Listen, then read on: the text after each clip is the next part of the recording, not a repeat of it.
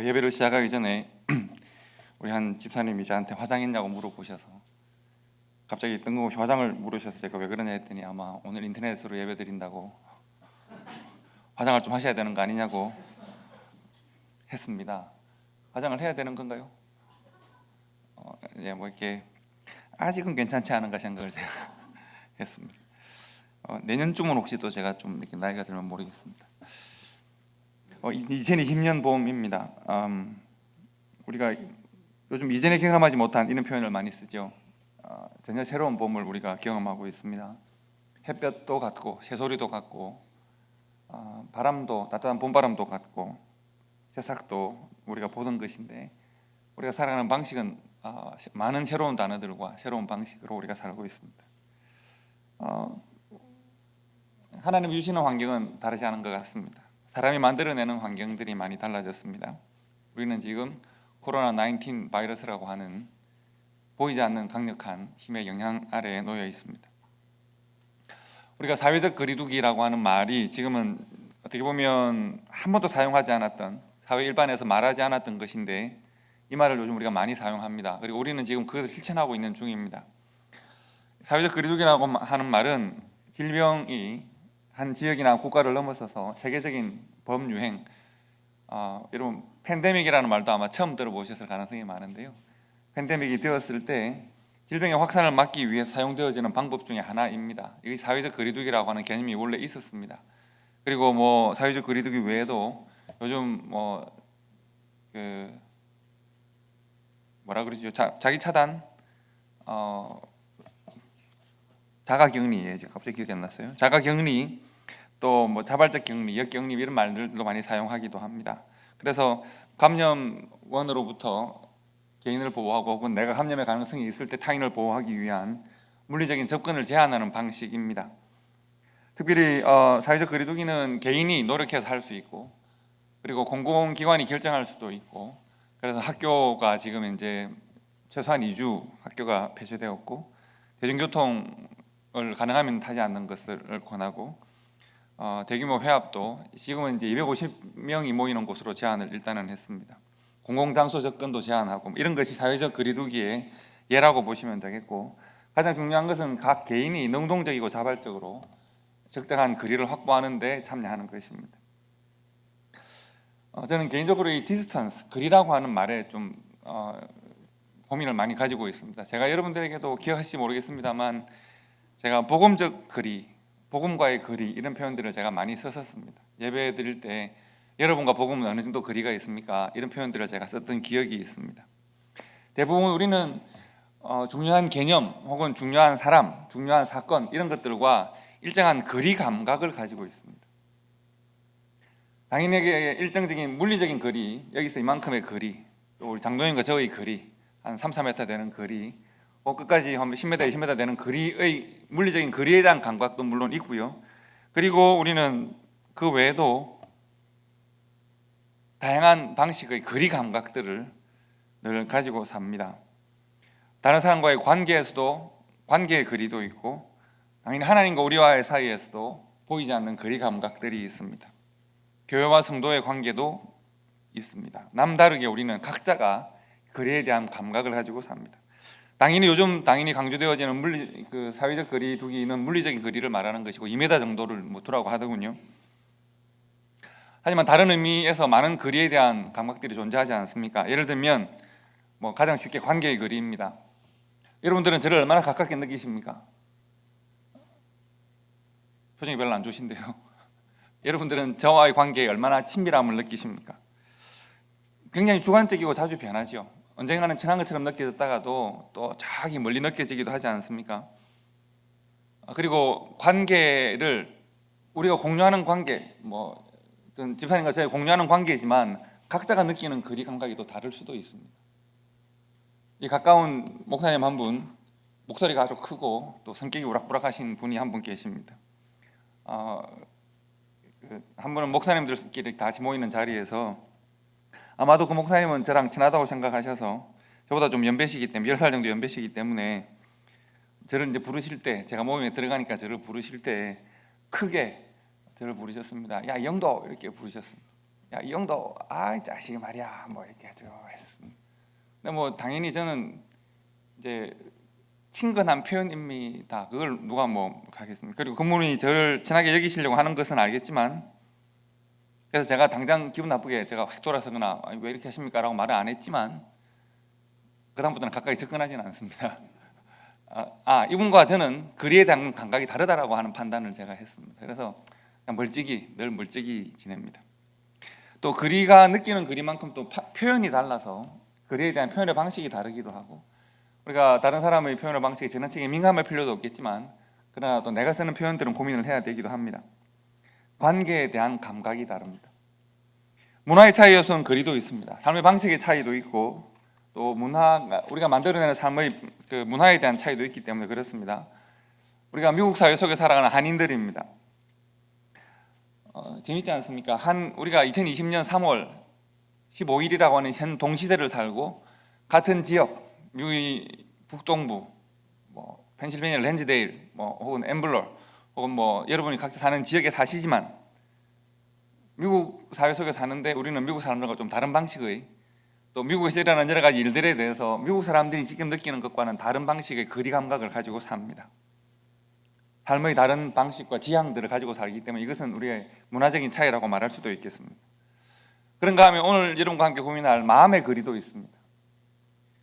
어떤 기자가 이런 글을 썼더라고요. 보니까 사회적 거리두기를 우리가 공론화하고 모든 사람이 이것을 상식화했을 때 혹시 각 공동체 간에 공동체 구성원들의 마음의 거리가 멀어지는 것은 아닐까, 뭐 이런 한국 어느 기자가 신문에 이런 글을 기고했었습니다. 우리 일반적으로 왜 눈에서 멀어지면 뭐가 멀어진다고 그러죠? 마음도 멀어진다. 그러면 큰일 아닙니까? 그래서 오늘 함께 인터넷으로 예배드리는 성도들은 고민하실 필요는 없습니다. 마음이 절대 안 멀어지니까 고민하실 필요는 없겠습니다만, 그러나 그런 고민을 우리가 하게 되어 있습니다. 우리가 마음에서 느끼는 거리의 감각의 차이가 있습니다. 하지만 가만히 생각해 보면 우리가 같은 자리에 있다고 해도 우리의 가치의 차이나 우선순위의 차이나 혹은 내 삶의 헌신의 차이 때문에 같은 자리에 이렇게 같은 공간에 있지만 마음은 저 멀리 떨어져 있기도 합니다. 그렇지 않을까요? 예를 들면 예수님과 제자들은 3년 동안 지금 같이 생활을 하고 있습니다. 함께 먹고 함께 마시고 함께 잡니다. 함께 길을 갑니다. 예수님께서 어느 날 갑자기 십자가를 말씀하십니다. 예수님께서 십자가를 말씀하셨을 때 제자들은 함께 있다고 생각했던 제자들의 마음이 저기 하늘과 땅만큼 차이가 벌어져 버립니다. 그래서 예수님과 제자들의 마음의 거리가 훨씬 멀어져 버립니다. 마음의 거리가 멀어지니까 삶의 선택도 거리가 멀어집니다. 예수님이 십자가를 선택하고 십자가의 길을 걸어갈 때, 골고다 길을 언덕을 올라갈 때 제자들은 그 자리에 있지 않습니다. 자신들의 삶을 위해서 도망치고 숨습니다. 예수님께서 십자가에 못 박혀 죽을 때 제자들은 그 자리에 있지 않습니다. 마음이 멀어졌기 때문에 삶이 멀어지는 것입니다. 여러분, 이 마음의 거리를 회복하는 데 있어서 제자들은 어떤 능력도 발휘할 수가 없습니다. 제자들은 자신들의 마음을 가지고 멀리 도망을 쳤기 때문에, 마음이 먼저 달려가고 그들의 몸이 달려갔기 때문에 그들 스스로가 이 마음의 거리를 회복할 수가 없습니다. 다만 예수님께서 부활하시고 그들을 찾아오셔서 관계를 회복하시고 마음을 회복하십니다. 자, 여러분, 이 마음의 거리 어떻게 생각하십니까? 여러분은 우리 예수님과 마음의 거리가 얼만큼 혹 가깝고 혹 멉니까? 오늘 우리가 본문에서 예수님과의 마음의 거리를 이렇게 좁혀놓은, 예수님과 같은 마음의 거리를 가지고 있는, 예수님과 마음의 거리가 없는 것 같은 한 사람을 본문에서 만날 수 있습니다. 지금 우리가 본문에서 읽은 이 사도 바울의 이 마음은 예수님과 3년간 동고동락했던 제자들은 십자가 앞에서 품지 못했던 마음입니다. 그런데 지금 이 사도 바울은 예수님과 같은 마음을 품고 예수님과 같은 길을 걷겠다라고 말하는 사람입니다. 사도 바울은 이전에 어떤 말씀으로 가르쳤었냐 하면 빌립보 교회에 대하여 너희 안에 이 마음을 품으라 곧 그리스도 예수의 마음이다라고 마음에 대하여 가르친 적이 있습니다. 예수님의 마음을 품자. 그런데 이 말을 들은 빌립보 교회 성도들은 마음이 답답했을 수 있습니다. 어떻게 해요? 어떻게 하면 예수님의 마음을 품을 수 있을까요? 여러분은 어떻게 알고 계십니까? 어떻게 하면 우리 예수님의 마음을 품을 수 있을까요? 주님의 마음을 본받는 자, 어떻게 하면 우리가 그 마음을 본받고 그 마음을 품을 수가 있을까요? 그런데 지금 적어도 사도 바울은 하고 있는 것 같습니다. 사도 바울은 이미 3번의 지중해의 모든 나라를 다니는 전도 여행을 한 적이 있습니다. 그리고 마지막으로 에베소에서 3년 동안 에베소 교회 사역을 마쳤습니다. 그러면 이제 은퇴할 때가 된 것 같은데 사도 바울은 자기 인생의 가장 중요한 결심을 하나 합니다. 오늘 읽은 본문의 말씀입니다. 사도 바울이 어디를 가겠다고 말하죠? 예루살렘으로 가겠다고 말하고 있습니다. 예루살렘을 지나서 어디로 가겠다고 합니까? 로마로 가겠다고 합니다. 예루살렘으로 지나서 로마로 가겠다는 것은 내 죽음의 자리로 가겠다는 이야기입니다. 내가 죽을 자리로 가겠다. 이 사도 바울의 이 말과 거의 비슷한 똑같은 말을 했던 한 분이 있습니다. 누가복음 13장 33절에 보시면 누가복음 13장은 예수님이 이제 제자들과 다투는 장면입니다. 복음서에 보면 예수님이 그 공생의 사역이 시작되고 이제 제자들은 좀 살만한 지경이 되었습니다. 이제 예수님이 유명해지기 시작했습니다. 가는 곳마다 사람들이 많이 따르고 있습니다. 예수님이 명성을 얻었습니다. 이제 뭔가 유명해지고 뭔가 대단한 일을 이룰 것 같고 내가 예수를 선택한 일이 참 잘 된 것 같다라고 생각하는 그런 상황입니다. 그런데 바로 그때 하필이면 예수님이 자신들이 생각할 때 잘못된 판단을 하십니다. 예루살렘으로 가시겠다는 겁니다. 지금 예루살렘으로 올라가시겠다는 겁니다. 그런데 예루살렘에 예수님이 지금 올라가면 어떻게 될까요? 끝장입니다. 이미 바리새인들과 제사장들과 이미 척을 져서 바리새인 제사장들이 틈만 나면 죽이려고 하고 있는데 그들이 모여있는, 그들이 권력화되어 있는 예루살렘으로 가면 예수님이 어떻게 될까요? 결과가 뻔합니다. 아마도 이 말을 들은 가룟 유다는 예수님 아닙니다. 우리가 좀 세력을 더 모아야 합니다. 우리가 힘이 좀 더 많아져서 예루살렘으로 진군을 할 수는 있겠지만 지금 이게 몇 명 우리가 이렇게 예루살렘 가서 뭐 하겠습니까? 도마는 예수님 아닙니다. 우리가 좀 돈이 좀 재정이 풍성해가지고 사람을 많이 살 수 있으면 좋지 않겠습니까? 좀 일단 재정을 확보를 합시다라고 생각할 수도 있습니다. 베드로는 예수님 우리가 좀 더 유명해져야죠. 좀 더 유명해져서 아무도 건드릴 수 없게 유명해져야죠라고 생각했을 수도 있습니다. 제자들 모두가 각자의 생각으로 각자의 판단으로 예수님께서 예루살렘 올라가는 일을 반대하고 있습니다. 그러나 예수님께서는 제자들에게 13장 33절에서 이렇게 말씀하십니다. 그러나 오늘, 내일, 모레는 내가 갈 길을 가야 하겠다. 내가 갈 길이 있다. 선지자가 예루살렘 밖에는 죽는 법이 없다. 하나님께서 보내신 사람은 어디서? 예루살렘에서 그의 죽음의 자리를 만난다는 것입니다. 예수님께서는 내가 그곳에 가면 너희들이 말하는 대로 결박당할 것이고 갇힐 것이고 핍박당할 것이고 죽을 것을 내가 알지만 그러나 내가 죽어야 될 자리가 바로 그곳이기 때문에 하나님이 나에게 말씀하신 자리가 그곳이기 때문에 나는 예루살렘으로 가야 한다 말씀합니다. 여러분 이 말씀 선지자가 예루살렘 밖에는 죽는 법이 없다는 이 말씀과 비슷한 말씀 우리가 읽지 않았습니까? 사도행전 19장 21절의 말씀입니다. 이 말씀 예수님께서는 바로 그런 상황에서 나는 예루살렘으로 가야겠다. 예루살렘이 곧 내가 죽을 자리다 라고 예수님께서 말씀하셨고 사도 바울은 자신의 상황 속에서 내가 예루살렘으로 가야겠다. 그리고 내가 로마로 가야겠다. 그곳에서 내가 어떤 일이 있을지를 알지만 그러나 나는 그곳으로 가야 한다라고 말하고 있습니다. 사도 바울은 예수님이 십자가 사건이 있은 지 40년이 지났습니다. 예수님이 걸어가신 그 길을 지금 사도 바울이 걷고 있습니다. 예수님께서 나는 곧 길이라고 말씀하셨기 때문에 사도 바울은 그 길을 걷는 것이고 예수님께서 나는 곧 진리라고 말씀하셨기 때문에 사도 바울은 예수님의 그 진리를 본받아서 그 진리를 선포하는 것이고 내가 곧 생명이라고 말씀하셨기 때문에 생명 되신 예수 그리스도의 복음을 세계 세상 곳곳에도 전하고 예루살렘에서도 전하고 로마에게서도 전하겠다는 것입니다. 예수님의 제자들이 그랬던 것처럼 사도 바울의 제자들도 바울을 말리고 있습니다. 바울이 개척했던 세운 교회 지도자들도 눈물을 흘리면서 반대합니다. 선생님이시여 누구나 다 예상할 수 있는 결과를 맞이하실 겁니다.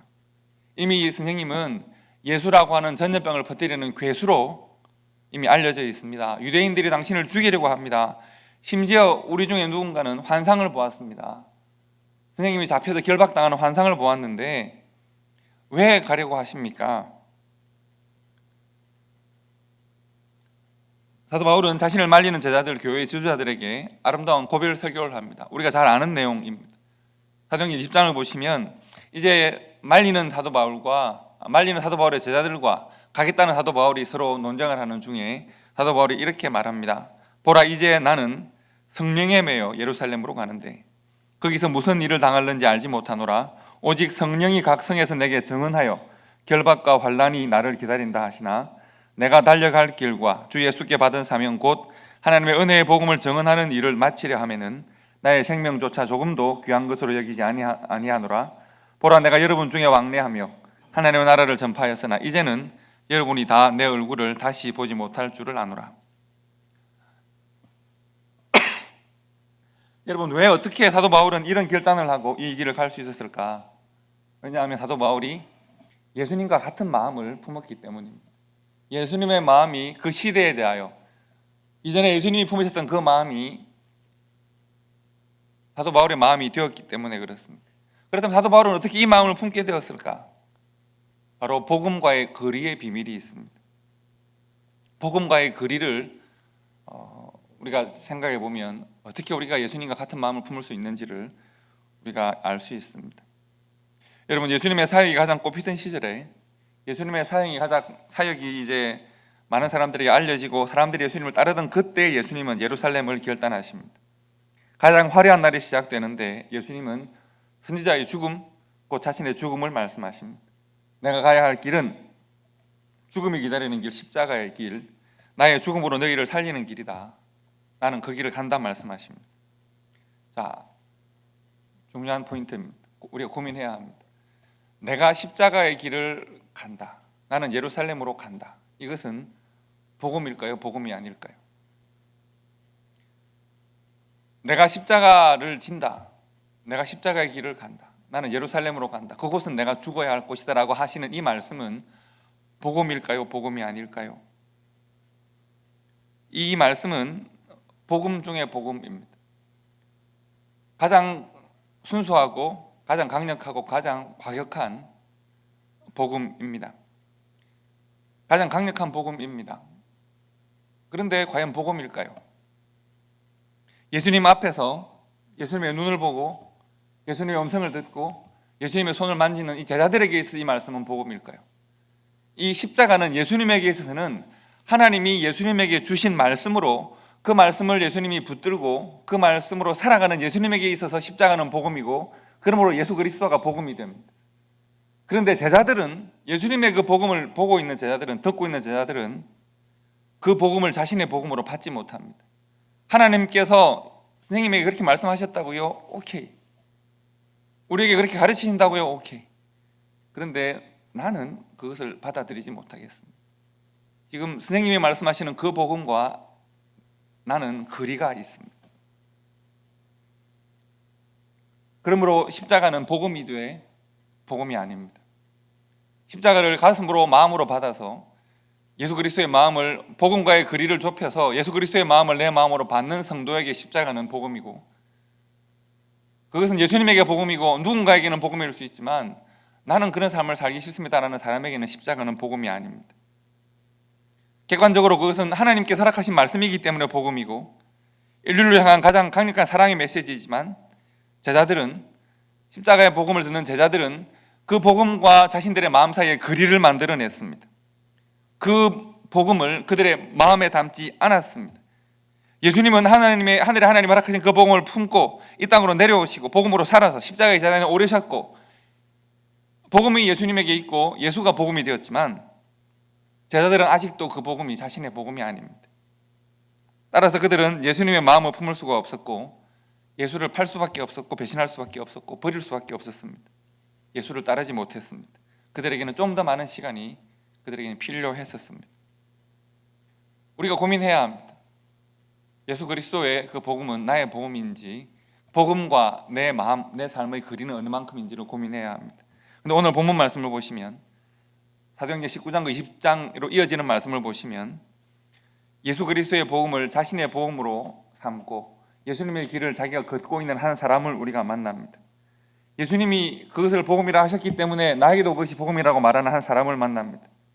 예수님이 삶으로 살아내신 하나님의 복음을 나도 내 삶으로 살겠다고 말하는 한 사람, 예수님께서 말씀하신 그 말씀을 내 삶으로 해석하고 내 말로 해석해서 자기의 입으로 그 복음을 고백하는 한 사람을 만납니다.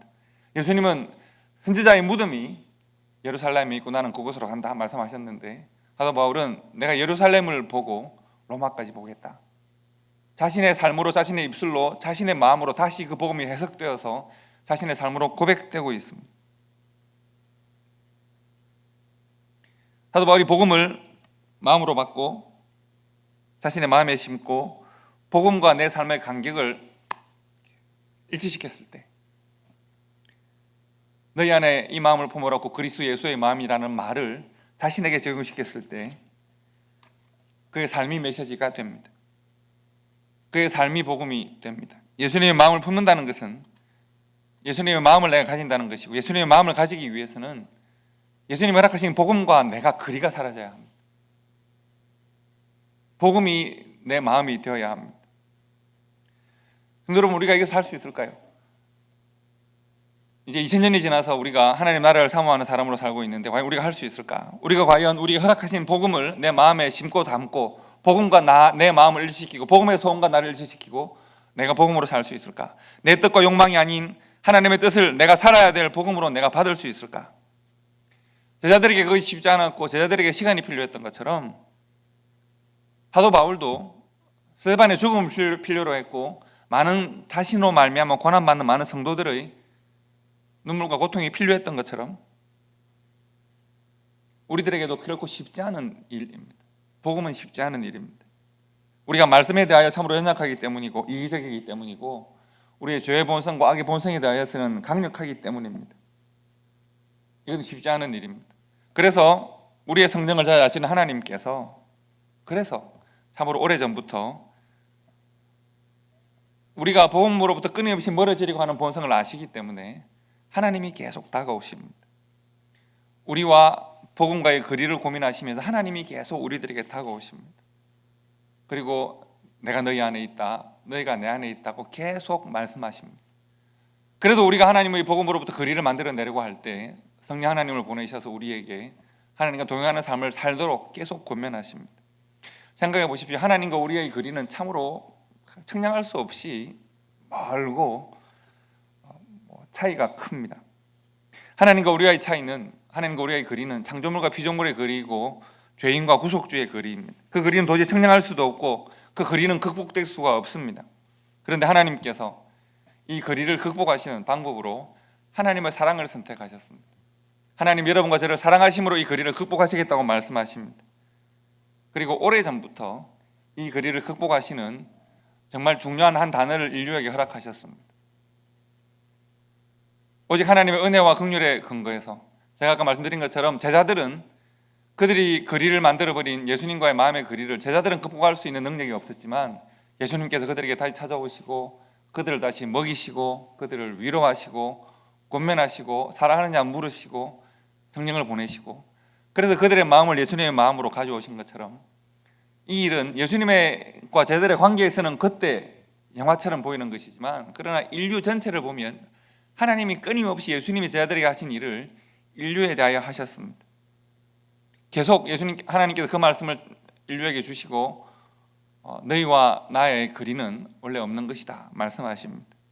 하나님과 우리가 복음과의 거리 제로선언이라고 제가 붙였습니다. 거리가 없다. 나는 너희 안에 너희가 내 안에 있다 라고 하는 말씀을 구약에 보면 내자의 한 단어로 말씀하셨습니다. 이것이 뭘까요? 내가 너희와 함께한다. 내가 너희와 함께 있다. 사람은 연약하고 사람은 악해서 끊임없이 자신의 길을 찾고 하나님으로부터 도망치려고 하고 때로는 염려로 두려움으로 때로는 이기심과 악으로 하나님으로부터 멀어지려 하지만 그러나 내가 너희들에게 다가서고 내가 너희들과 함께 있다. 내가 너희 안에 있고 너희가 내 마음속에 있다라고 말씀하시는 하나님께서 우리에게 가르쳐 주신 우리가 잘 사용하는 한 단어가 있습니다. 그 단어가 바로 하나님이 우리와 함께 하신다. 임마누엘이라는 단어입니다. 하나님이 저 멀리 하늘에 우주 밖에 계신 것이 아니라 하나님이 우리와 함께 하십니다. 하나님이 우리 안에 계십니다. 우리가 하나님 안에 있습니다. 임마누엘의 하나님 나와 함께 하십니다. 사람은 범죄하고 사람은 스스로 하나님으로부터 거리를 만들어냈지만 하나님은 용서하시고 사랑하시고 우리를 안으셨다고 했습니다. 그래서 예수님께서 우리에게 다가오신 것이고 우리 중에 계신 것이고 우리와 함께 하신다고 말씀하십니다. 우리와 함께 하시기 위해서 걸으신 예수 그리스도의 십자가의 길이 그러므로 우리에게 복음이 되고 그러므로 우리가 걸어가야 될 길이 되는 것입니다. 복음과 우리가 거리가 사라져야 합니다. 하나님의 뜻을 복음으로 받은 예수님께서 십자가의 삶으로 복음과의 거리를 극복했고 예수님께 복음을 듣는 제자들은 결국 성령의 임재와 그들의 삶의 변화로 복음과의 거리를 넘어섰습니다. 복음을 외면하고 복음을 거절하고 오히려 복음을 핍박했던 사도 바울도 결국은 자신 앞에 놓인 십자가의 길을 이제 걷고 있습니다. 예수님께서 말씀하셨던 예루살렘으로 가리라는 그 말씀을 사도 바울이 하면서 예루살렘으로 가고 예수님이 십자가로 걸어가셨던 그 길을 로마로 걸어가면서 십자가의 길을 걷고 있습니다. 복음을 외면했던 사도 바울이 십자가의 길을 걸으면서 그것이 자신의 복음임을 지금 감사하고 있는 것입니다. 그리고 사도 바울이 걸었던 그 길, 하나님께서 예수님에게 허락하셨고 예수님의 제자들에게 가르치셨고 초대교회가 사도 바울과 함께 그 길을 걸어갔고 사도 바울은 지금 예루살렘으로 다시 그 길을 놓아서 로마로 그 길을 놓아서 걷고 있는 그 십자가로 이어지는 그 길은 오늘 여러분과 제 앞에도 이렇게 다가와 있습니다. 우리가 그 십자가의 길을 우리의 마음으로 받아서 예수 그리스도의 마음과 같은 마음을 품고 한 걸음 두 걸음 그 십자가의 길을 걸어갈 때 십자가는 우리의 복음이 되고 우리가 그 길을 두 걸음 세 걸음 걸어갈 때 우리의 삶이 우리 시대의 복음으로 세상 가운데 전거되는 것입니다. 여러분, 우리 시대는 사람과 사람이 안전한 거리를 확보해야 된다고, 접근하지 말라고, 서로가 서로에게 해를 끼칠 수 있다고 말하는 시대입니다. 그러나 하나님은 그런 우리들에게 이렇게 훅 다가오셔서 우리 안에 계시고 복음이 너희 안에 있다, 너희가 복음이다고 말씀하십니다.